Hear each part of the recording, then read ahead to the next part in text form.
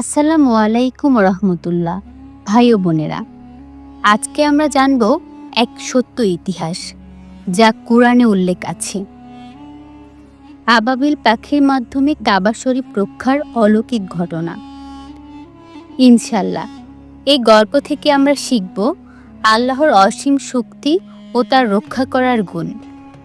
ঘটনাটি ঘটে রাসূল মুহাম্মদ সাল্লাল্লাহু আলাইহি সাল্লাম জন্মের বছর, যা ইসলামিক ক্যালেন্ডারে পরিচিত আমুল ফিল নামে, অর্থাৎ হাতির বছর।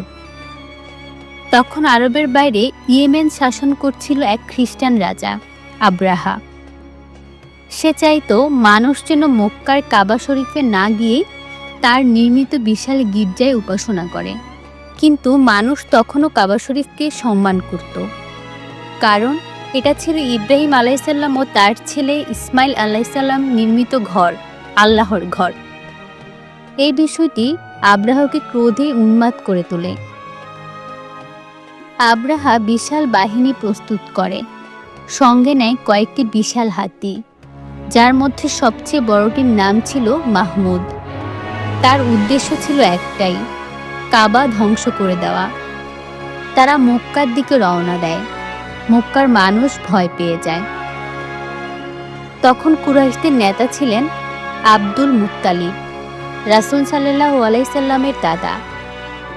তিনি আব্রাহার সঙ্গে সাক্ষাৎ করে বলেন, আমি আমার উট ফিরে চাই, কাবা আল্লাহর ঘর।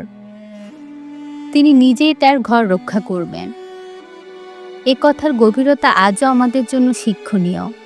যখন আব্রাহার বাহিনী কাবার খুব কাছাকাছি পৌঁছায়, ঠিক তখনই ঘটে এক অলৌকিক ঘটনা। আল্লাহ আকাশ থেকে পাঠালেন ছোট ছোট পাখির দল, যাদের আমরা বলি আবাবিল পাখি। প্রতিটি পাখির ঠোঁট ও পায়ে ছিল ছোট ছোট গরম পাথর। তারা সেই পাথর ছুঁড়ে মারতে শুরু করলো আব্রাহার সৈন্য ও হাতির দিকে। এক একটি পাথর ছিল আল্লাহর পক্ষ থেকে নির্ধারিত। যার উপর পড়ত সে সঙ্গে সঙ্গে ছিন্ন ভিন্ন হয়ে যেত। পুরো বাহিনী ধ্বংস হয়ে যায়, আর কাবা আল্লাহ নিজ হাতে রক্ষা করেন। এই ঘটনা কোনো নবীর সময় নয়, বরং রাসূল সাল্লাল্লাহু আলাইহি সাল্লামের জন্মের ঠিক পূর্ব মুহূর্তে ঘটেছিল।